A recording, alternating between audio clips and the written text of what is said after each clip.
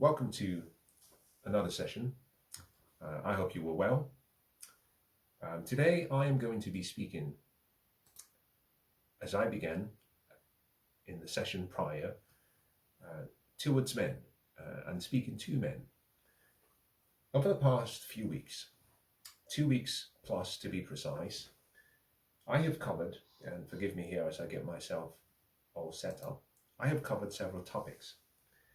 It occurred to me that for a week and a half, I had spoken to women, and I had spoken about several topics. And I felt that the pendulum had to swing back in the direction of the men. This session is my attempt to address concepts that I have covered previously about women. I should make it very clear that this is I'm a male advocate, I'm a men's advocate. This is a male channel speaking about men issues. My hope, however, is to ensure that perhaps in the process of speaking to men, women can have a better understanding of how men think, what makes us, you might even say, thick, what makes us feel as though we have a sense of meaning and purpose, that women would understand our egos, understand the male psyche, more importantly, understand and become familiar with ways by which they can actually coexist with men, long-term or short-term, and better understand men. So I come down the middle ground, and I have been doing so over the past 2 years, in trying to make sure that I speak to both sides of the equation. For more than a decade, I have spoken to men very directly and very sternly. Some of such videos are available if you go back on my archives. But over the past, say, 18 months to 2 years, I have been pivoting and trying to include women into the conversation so that they could understand a man's perspective. In the session that I covered yesterday, I addressed a man's value. I'm going to be building the concept that I began in yesterday's session. Let me start by, I guess, forgive me, I think I might be coming down with a cold, but let me start by prefacing the conversation as follows. We are all important as human beings. We make up, when it comes to our contribution, we make up a significant contribution to the well-being of a nation, a community, a family, and an inner circle of friends. The conversation I am having today, that I began previously, does not deal with your value as a man in its entirety. Of course you are special. Of course you are valuable. Of course you are in demand. Of course you are loved and liked. I'm speaking specifically from a perspective of what I call intersexual dynamics, the relationship or the dating marketplace. There are several marketplaces. One is the dating and the marketplace for relationships. And in these two markets, we assess each other's values in different ways. It's not meant to be a moralistic perspective. It's not even necessarily meant to be sometimes a value judgment. It's a preferential perspective based on our standards and based on our preferences, what we like. The ultimate consumer of what a man is, however you define that, is a woman. So a woman judges a man based on certain criteria. A man also judges a woman, recognizing that women, from a man's perspective, we are the ultimate consumers of what a woman and whatever she is. From an intersexual dynamics, men are generally considered to be resource or success objects. Women are considered by men to be sexual objects. inspiration objects, inspiring motivational objects. However you decide, whatever adjective you use, we are objects. We objectify each other. In a very crude way, we are called animated objects. And so in the dating marketplace, or the sexual marketplace, or the relationship marketplace, we apply heuristics, shortcuts that enable us decide what we like and what meets our standards. Sometimes it's done very quickly in our subconscious mind. Sometimes it's done more carefully and thoughtfully. Today's session, I'm going to be speaking about one of the pillars of what I call valuation tools. I make reference to 4 separate ways that a person's value can be measured: SMV, RFV, NSMV, and EIV. The first SMV stands for your sexual marketplace value. The second, RFV, refers to reproductive fertility value. The third, non-sexual marketplace value. And number 4, economic intrinsic value, EIV. These are acronyms that I use. I'm going to deal with the first, SMV, sexual marketplace value. And I'm going to look at this from a perspective of men. And my intention is actually perhaps to address men directly and say, listen, you are going to be judged. The world doesn't care that much about how you feel. The world doesn't care about your suffering, your past, your traumas, your inadequacies. The world simply says, on a relative basis, you were stood next to another man, and therefore you're compared to another man. A man has a price. He also has a value. If the price he's asking for, based on his list of expectations, exceeds his perceived value from a female's perspective, then she doesn't accept him. If she believes that his value is higher than his perceived price, perhaps you could have what's called a favorable exchange. SMV, therefore, is how a man is judged, initially based on appearance. So sexual marketplace value is visual, is based on what people see. I go into details when I talk about a woman's sexual marketplace value. The same principles apply with a man. However, there is a caveat. There are double standards that apply with regards to intersexual dynamics. Most modern women struggle with this concept. Number 1, from a dating perspective, the lens through which both parties view each other is not symmetrical. Women have their preferences, men have their preferences. When 2 parties come together, the selection criteria used by men tends to be sometimes asymmetric to what women choose. So for example, a woman might describe what she wants in a man, his ability to provide and protect and be the priest and profess his love. A man would choose a different criteria. He simply uses a woman's SMV, a sexual marketplace value, first. We are visual as men. Women can overlook a man's physical appearance and look for other things, such as his mannerism, his kindness, his gentleness, how witty he might be, his charisma, his intelligence, his resourcefulness. So there is an asymmetry that exists between both parties. The consequence of this is, if you are a woman, you might feel that you're being objectified based on your physical attributes and not considered based on your, you might say, a holistic value. Holistic referring to SMV, RFV, NSMV, and EIV. Even holistic can go as far as even talking about spirituality and religion. I put all of that to one side. The reason I have gone through some length to explain what I consider a double standard is as follows. There are double standards that benefit men in the sexual marketplace, and there are double standards that benefit women. They are not symmetrical. They are asymmetrical. Now let me start by explaining some standards that are necessary to understand a man's sexual marketplace value. Think about two parties.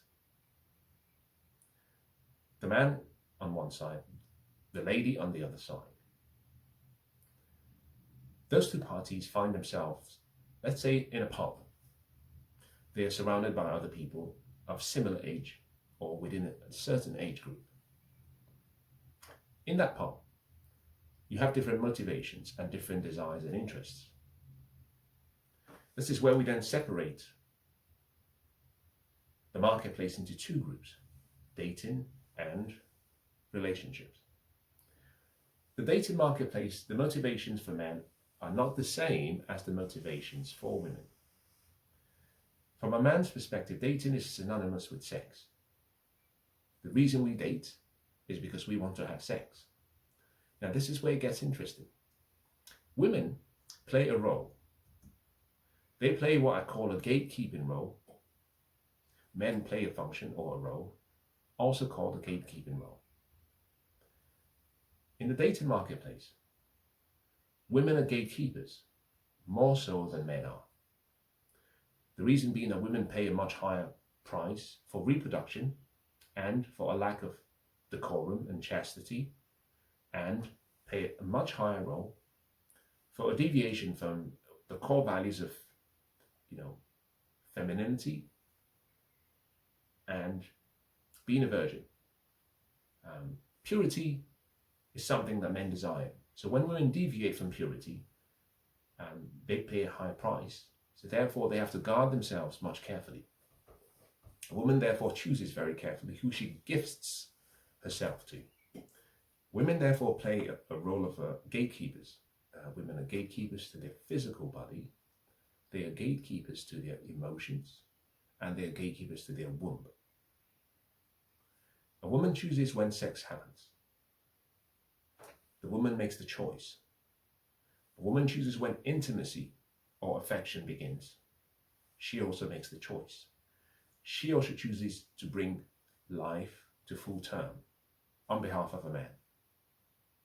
Can you see, therefore, that women are playing a gatekeeping function, and in that gatekeeping function, the burden of selection is on the woman.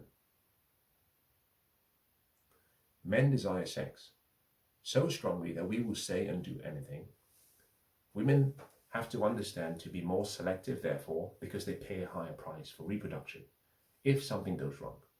So a woman is a gatekeeper when it comes to dating. The balance of power swings towards the woman. In the second marketplace, which is a relationship marketplace, and not just purely sexual, men are gatekeepers. We pay a much higher penalty and a price when it comes to marriages that go wrong, when it goes to reproducing and bringing someone into the world.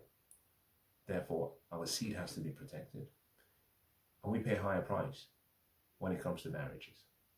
In the West, in the UK, since the past, say, 2 or 3 decades, we have seen the legal system attack men so severely. We have seen the family courts favor women disproportionately, so much so that whenever there's a separation that takes place, in 9 out of 10 cases, the mother gets the custody of the children. In the event of a divorce, irrespective of who was at fault, the man loses half his assets. He continues to pay child support, sometimes alimony, and more. In 7 out of 10 divorces, filings, or separations, the woman is the one who files. The remaining 3 out of 10, she instigates and requests for a filing on her behalf. So 8.5 out of 10 cases, whether that be civil partnership, cohabitation, or marriage, women are the ones destroying their relationships. So there's a motivation and an incentive on the woman's side not to stay.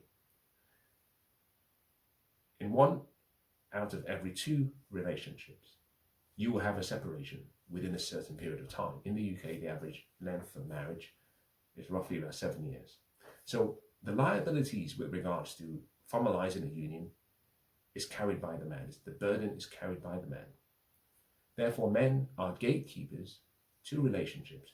We decide who we go on one knees and propose to, no knees, or both knees. We also decide who we give our last names to. We decide who we come and pair with for the long term, recognizing all the data, the facts, and the statistics that are against the men. So we play a gatekeeping role.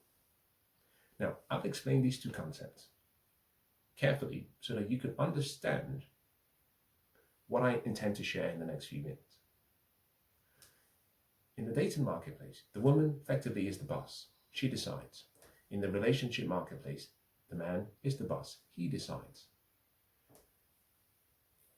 In the dating marketplace, men will accept as little as possible for sex.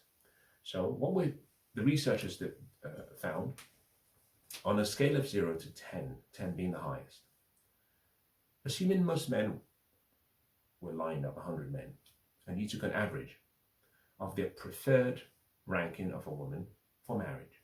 Let's say you get a minimum of a 7 and above. If you were to ask the same men, well, what if you just want to have sex? Nothing long term, just for fun. That 7 standard drops all the way down to about 2. This suggests the men have a much lower tolerance for sex and a much higher tolerance for relationships. When the same survey has been done on women, there is a consistency. Women generally say, I want the man to be a 7 as a minimum, but also, I don't care whether that is marriage, long-term relationships, or just a one-night stand. Women, therefore, are more selective with regards to relationships compared to men. Now, this is important for a number of reasons. I am about to explain a man's value across different valuation tools that I shared in this prior session. However, whilst I speak about a man's sexual marketplace value, I think it's very, very important to keep in mind that this really applies to dating.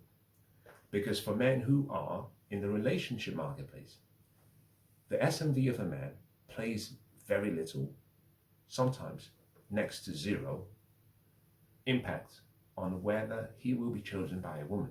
It's strange. Women will very happily date a bad boy, a player, but he's someone who's very good looking, someone who is actually very appealing to the eyes, someone who actually other men consider to be attractive.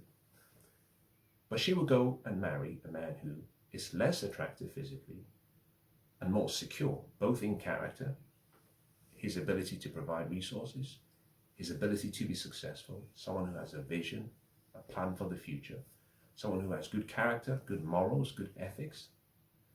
You see a separation because she's thinking about long term. I want to bring the right seed. I would happily take the good looking guy, but I know his behavior and mannerisms, and he's just for fun. And what this simply means is that in using a man's sexual marketplace value, a woman has to be careful. You use that for dating only and in the dating marketplace, but the moment you try to move beyond something short term or casual, you have to leave it. Now, it doesn't mean it doesn't make a difference. Of course it does. Would you rather wake up next to a gorgeous stud or an ogre? Most women would say, I'd rather wake up to someone who my eyes feel appealing and are drawn to. But they also want the peace of mind and the certainty and the provision. So here we go. A man's sexual marketplace value. For you guys, men, this is how we judge you. How women will judge you. Or rather, how women will judge you, but how you should judge yourself. Wake up first thing in the morning, have a shower, no enhancements, no modifications, no makeup. Stand naked in front of the mirror, and that's who you are. Remember, sexual marketplace value deals with appearance and attractiveness and in your natural state, what you look like.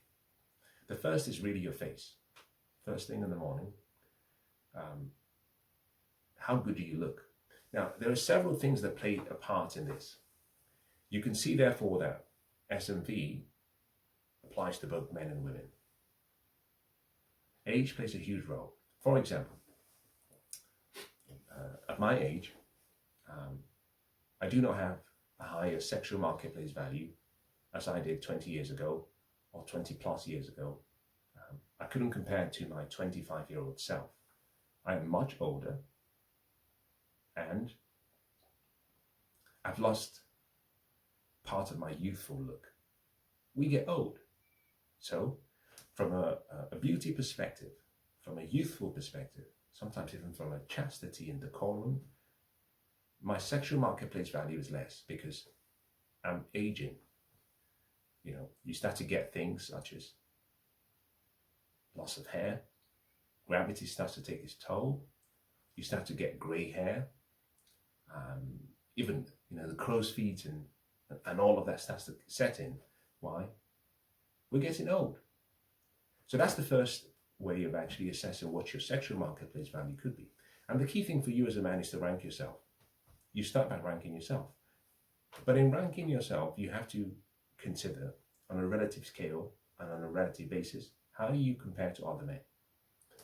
But you have to also rank yourself and have a comparison between your ranking and what you would rank in a female's perspective. Women have always had a way, it's a heuristic, tall, dark and handsome. The 4 6s, 6 packs, 6 inch, 6-figure bank account, 6 feet tall. These are things women use as a heuristic to assess a man's sexual marketplace value very quickly. Number 2 is your weight. Your weight plays a role because your height and your weight should be adjusted. I'm going to talk about weight first, and then I will speak about height. With regards to weight, I have a formula that I use for men. Take your height in foot inches. So let's assume 5'5". 5'5" will refer to the numbers that you would keep, but then you would drop the dimensions and you replace that with a different system, kilograms. So someone who is 5'5", to understand what you should weigh as a man, we begin first with your height. If you're 5'5", we say, well, you should weigh 55 kilograms plus. Because you're 5'5", you can weigh plus 20 kilograms.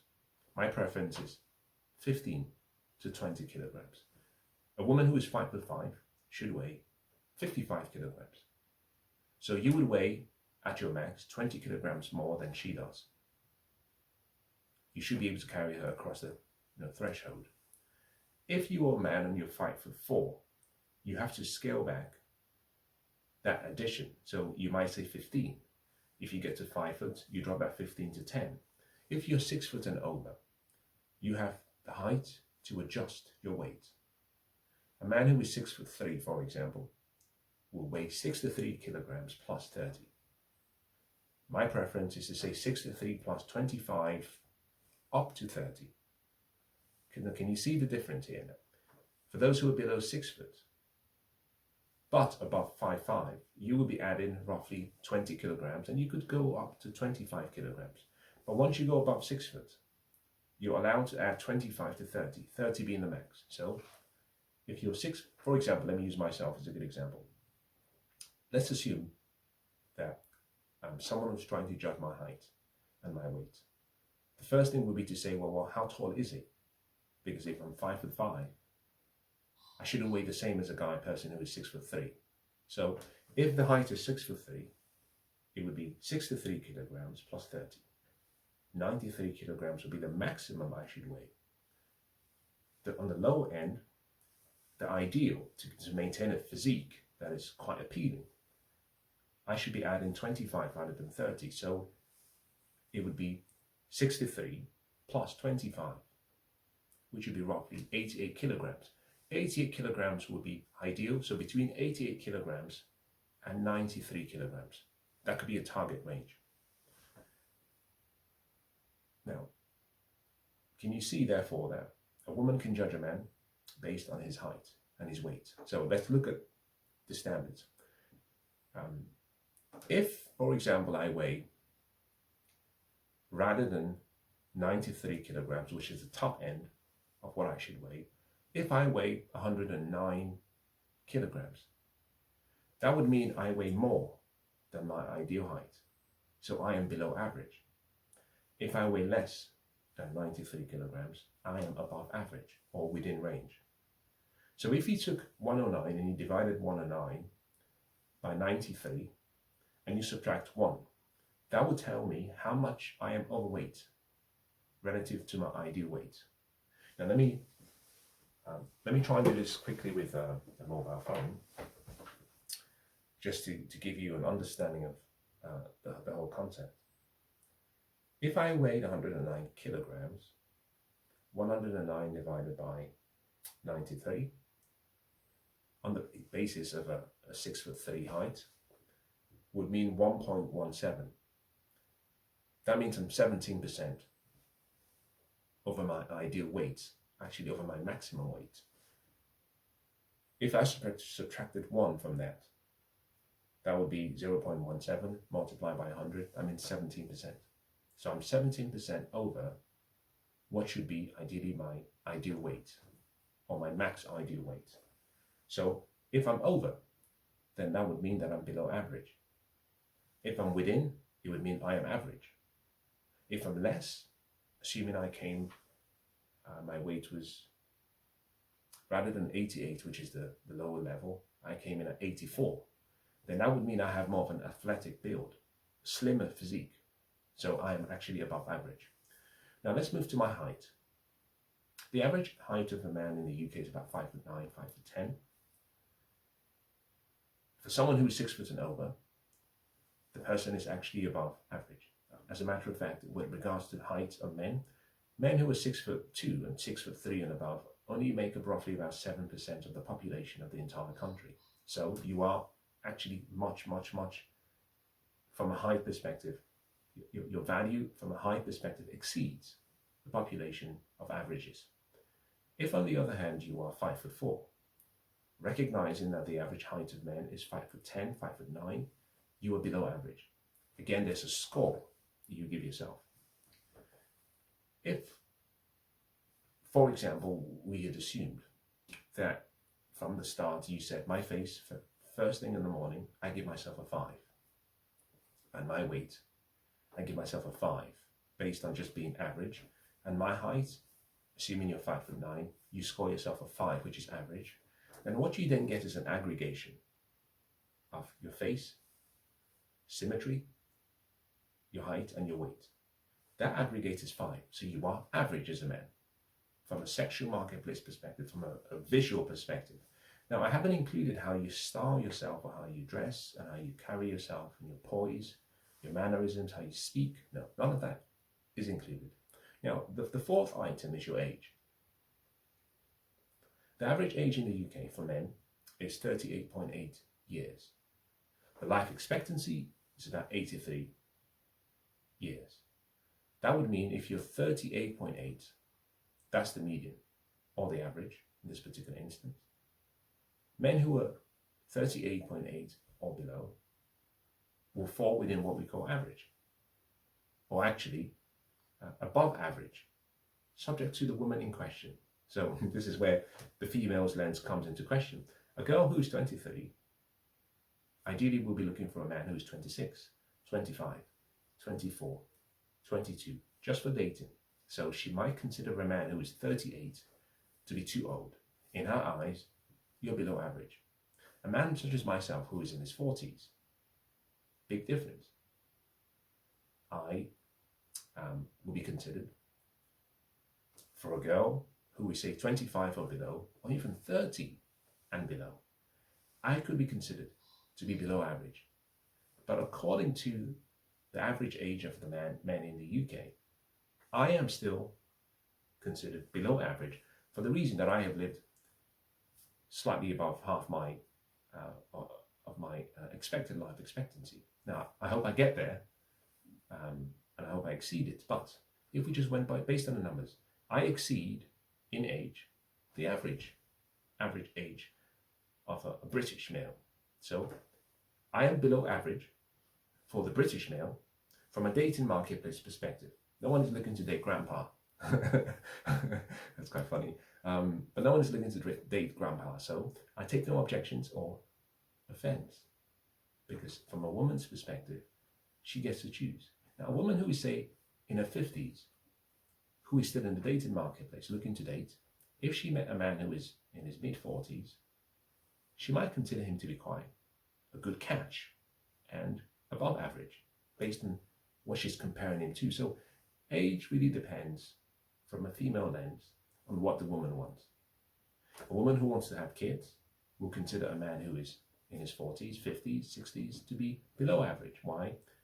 If she's young and wants to reproduce and start a family, she should be concerned about his ability to bring good seed into her good eggs. So she might consider him to be below average. But in any case, let me move to number 5, because I think this is important.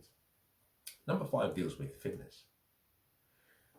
I think I have some lived experience to address 2 things that I think are important. Fitness deals with your physical health, well-being, generally speaking, but it deals with primarily how well you've developed the various systems of your body, your cardiovascular system, your respiratory system, but it deals more with exercise and whether you have the stamina and whether you are fit from a fitness perspective. You know, could you do 100 burpees, 10 sets of 100 burpees, and how would your heart rate cope? You know, does it go into overdrive? Do you feel exhausted? Can you run down the stairs and not be out of breath?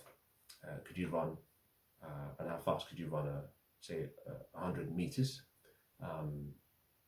It deals with several things that have to do with how functional you are as a person from a performance. Effectively, it's the same as a performance standard in terms of your energy level, in terms of your strength, in terms of your dexterity, in terms of your poise, in terms of even your posture.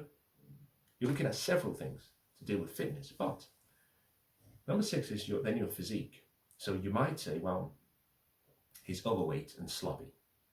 So he's, from a female's lens, he is below average. But if he's in good form, exercises regularly, competes, participates in sports, part of the team, plays football, plays basketball, plays whatever, plays tennis, sprints, then you could say he's quite fit, you know, in terms of his heart. His heart is in good nick, and, you know, he can carry across the threshold. Physique is number 6, but physique becomes more aesthetic. It's more about what people see. This is where perhaps, let me draw on my lived experience. When we talk about physique from a man's perspective, women, just like men, have preferences. From a man's perspective, we're looking for, you know, structured shoulders. Women also want structured shoulders. Women are looking for, you know, huge, well-toned, maybe not huge, but well-toned, proportionate chests, flat abs, 6-packs, if you can muster that. Well-toned muscles, bum, biceps, triceps, good legs, just a well-rounded person, someone who can wear shorts and still look appealing, and wear trousers and still look appealing. But more importantly, most women will tell you they are not looking for bodybuilders. They want people who wear, when you take off your shirt, the woman says, oh wow, you know, and that's just because you're understated externally rather than overstated externally. In any case, everyone has their preferences, but a woman will judge you and rate you based on your fitness. Can you go on cycle rides, and can you rock climb? Can you go into paddling and canoeing? Or, you know, could you do several things? Can you swim? How fit are you? And what does your fitness look like in terms of your physique? So women judge based on that, and they give you a score. There's a build called the athletic build. There's a slim, slender build, and then there's the overweight build. So women will say, well, I think I'll put in there. And, you know, I think he's a 5, or he's a 6, or he's a 7, or he's a 9, or he's a stud. Some time ago, I was younger at the time, but not too much younger. And I speak about this because I have some experience. I used to be the UK, one of the UK bodybuilding champions. However, Mine was slightly different because I competed in UK bodybuilding. UKBFF is the organization. And you have the IBFF, which is the International Bodybuilding Federation. It puts people into categories. Within the men's section, there was what generally was called the men's physique, and then the men's classic, and then men's bodybuilding. I did not compete in the men's bodybuilding because it required huge muscles and big biceps and big triceps and large thighs and just huge. But I competed in a category called classic physique, classic bodybuilding, which was supposed to be the category that was in between the men's physique and bodybuilding, but it was supposed to be what was considered to be demonstrating symmetry and proportion and beauty and tonality, and it was like fine champagne. And I'll talk about this in a different session, but let me say this so women can understand that I have many a times stood just in my briefs, and this is particular types of briefs for competing. You're almost effectively naked, half naked, on stage, competing sometimes with 20 or more people, depending on how big your category is. And there you have 7 or 8 judges. And effectively, they're judging every part of your body. You come on stage, and they line all of you together. Sometimes they separate you into groups, because if you're too many in a group, they want to be able to see everyone, so they bring you in batches.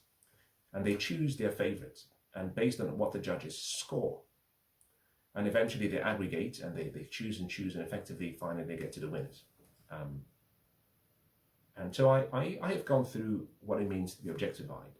So when women say, I don't want to be objectified, I understand the feeling of actually being ranked. Someone sitting there, a few people sitting there, and putting pen to paper and saying, well, I'll score him a 7. He's got lovely biceps, but he could work on his rear delts, which would accentuate his biceps and triceps, so that when he does his front double biceps pose, when he does his side chest pose, he accentuates the muscles a lot more. I understand the feeling. I've competed several, all over the place. As someone who was previously a national champion for that particular category, let me say something so women can understand. I remember in my last championship, despite actually winning, the comments from the judges were still critical. Well, he could work on this a little bit more, and he could get fuller chests, and he could work on this to get X, and he could work. Effectively, what you are, effectively, is like a piece of paper, people scribing on you and saying, not good enough. Okay, but you could have done a lot more. There's a level of precision required to maintain a physique, such as that. Now, I have friends who have done it professionally and maintained that lifestyle. I did it more for fun. Maybe sometime I'll go into the detail of the experiences. But I did it more for fun and just to try things out. And even sometimes I got into it more from a perspective of, anyway, that's for a different conversation. But I know people who do it professionally and fitness models and are paid to maintain a certain physique. A physique that is appealing both either as a clothes model or a physique that is good as an ambassador to a brand. The reason I went through all of that is to simply say that physique matters and we are all ranked. Now, as someone who was a competitor for many years, I in the backstage, I stood next to women who also competed in several categories. And a woman comes out and she's judged based on, her abs and her hips and the symmetry of her upper body, whether she's well-toned, structured muscles, calves, bum. And what you see is actually the fact that human beings are objects and we're objectified. And you can't take it too seriously, but you can certainly benefit from the feedback. Because effectively what people are telling you is this is how I experience you as an art form. I got to see myself as an art form. And therefore the critique was necessary because I wasn't Picasso. I didn't have to say, well, I don't care what you think. I had to go back to the drawing board and fix a few things. Train a certain part of the body, Now, let me explain how serious this is for those who've never been part. I competed, and if you do very well, if you win national championships, or if you come second, you get invited to the Arnold's Classics, the IBFF Pro, which is where you compete not just on a national scale, but on a European scale or on a world level. The point I was hoping to make is as follows. Self-improvement, if it's something you believe in, when people rank you, it is an opportunity for you to reflect. It is an opportunity for you to get better.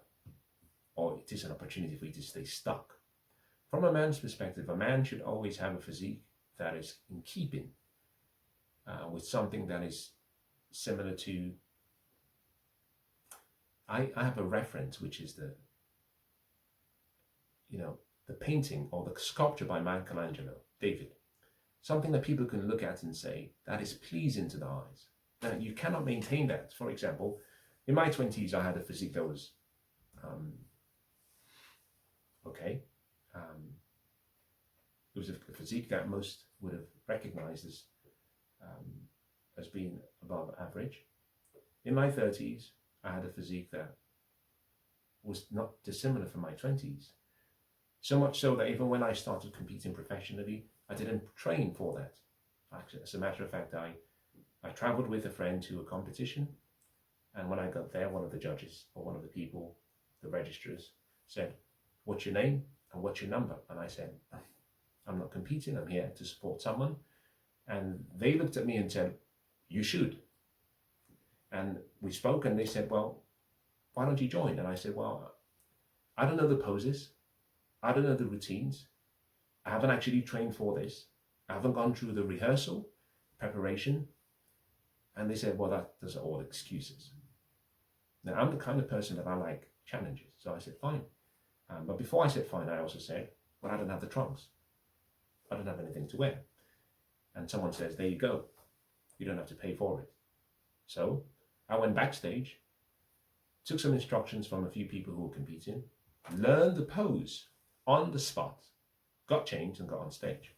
There were people there who had been training for 5 months, 6 months, and eating very, very strict selective diet. One particular person had eaten fish, tuna, for about 2 months before the competition. But I had always been active in the gym, and so I thought to myself, well, you've got nothing to lose, just do it for fun. Because I'd always tease my friend about the fact that so much time and attention had been devoted to competing to get a physique. And I said, well, just come to the gym every day and train, eat well, sleep well, maintain a level of cardiovascular activity, and that should be good enough. In any case, I had always found that in my younger days, whenever I met people, I did come across as, well, when dressed, as not perhaps, it was, you couldn't tell because I didn't have huge muscles, and I never wore clothes that revealed my physique. But when I took my shirts and my clothes off, I always got compliments, both from men and women. In any case, I competed in this national event, and I came fourth, and I was stunned. So I said to myself, well, what would happen if I trained just a little bit harder, and if I learned the pose? Now, let me also share something so you can see how silly this is. I didn't practice the routines. I did not even put on the tan that was required. So I was not prepared. And that made me think, okay, because I'm naturally quite competitive, why don't I go back and train? But train in a different way. That I would train as I have always been. I wouldn't go on a diet. I wouldn't put on any of the tan they put on stage to accentuate the muscles. That I would just use baby oil. And I was doing it for fun, just as a way of taking a piss. And I did quite well for the years that followed. Now, the reason I've shared all of this is to simply say, and it's not to toot my horn, it's simply to say, I understand objectivity. I understand standing. As a matter of fact, I never paid to have a coach or paid anyone to teach me the routines. Never, not once. I simply was given videos, looked at the videos of other people, and I learned a routine. I say all of this because to say to men, generally speaking, you should have no excuses. I can afford at my age to take my foot off the gas. Why? Because I'm past half my life expectancy, and it's perfectly fine to be average. But the younger you are as a man, the less excuses you should have. You should be in tip-top form. You should have an athletic build. You should be in good nick. Your physique should be pristine. It should be like an art form. You should pay a price, and that price is dedication, hard work, discipline, a vision, and consistency. You're not doing it to be found attractive. You're doing it because it's in your best interest. Now, I was helped, partly because I enjoyed going to the gym and training. I also enjoyed eating properly, but also I did a lot of martial arts. And so that was sort of my cardio exercise. And that helped me stay in shape. You've heard me say before, men should learn how to fight. Learn how to fight standing up. Learn how to fight on the ground. Now, take your physique, whatever your physique might look like or be, and score yourself. That becomes what you score. Now, what you do is you aggregate everything I've shared so far. Your face, your symmetry, body symmetry. And one of the things that we benefit from with regards to exercise is we have the opportunity to self-correct, or I use the word compensate in certain areas. If you have natural broad shoulders, then you can train in a certain way not to over-accentuate your shoulders so that you do not have the Johnny Bravo physique. I was mindful of that. I found that as a person, certain parts of my body just grew faster than others. So you exercise and workout enables you to compensate, so you can correct and you can enhance or improve. In any case, your face, your height, your weight, your age, your fitness and your physique, aggregate all of that. And that is your sexual marketplace value. Most men are average. Average is not a curse word. Most people are average. A select few are in the above average category, 7s, 8s, 9s, and 10s. Then you get also a select few that are in the lower categories, 2, 3s, and 4s. But most people are average. If you are average, you should wear it as a badge of honor, because it means you fall within the group that is statistically in the middle. For some reason, we forget that a 7 means you score a distinction. Think about your school. Usually, distinctions were selected or were selective, and were for people who made up about 10% or less of the entire class. So to be a man and say, well, my sexual marketplace value is a 7 or above, in my eyes of judgment, for me is hubris. I couldn't actually understand why many men will say that, except you are extraordinarily attractive. Now, I don't fall into that category. So I consider myself to be in the average category with most people. And if you are in that category, then you should be proud of that. It's not a curse word, it's not an insult, it's just what it is. So, a woman will judge you based on her preferences. But the question is, how do women in general score you? Not just one woman, but in general. And when you score yourself, you should try to also score yourself from a woman's perspective with regards to dating. Now remember, I said, the dating marketplace, the woman gets to choose because she's the gatekeeper to her body, her emotions, and her womb. The sexual marketplace value of a man is tossed to the side when you move from the dating marketplace to the relationship marketplace, because it doesn't matter that much. So ladies, it's important you judge men and you choose men based on what you want, but you have to adjust your choices to the marketplace that you find yourself in. If you're just dating, yeah, of course, choose the most attractive, the most good looking, the one with all of the attributes that you want. And you can add to my list. You get to choose. When you switch and you move into the relationship marketplace, there has to be a much more important adjustment, because you shouldn't choose a man, generally speaking, just based on what he looks like. In the session that follows tomorrow, or follows whenever I have the opportunity to do such, I'm going to talk about the other 3 parts of how you can judge a man's value. As we move forward, I think you'll find it very interesting how Most women in the data marketplace make the right choices, but in the relationship marketplace make the wrong choices with regards to judging a man's value.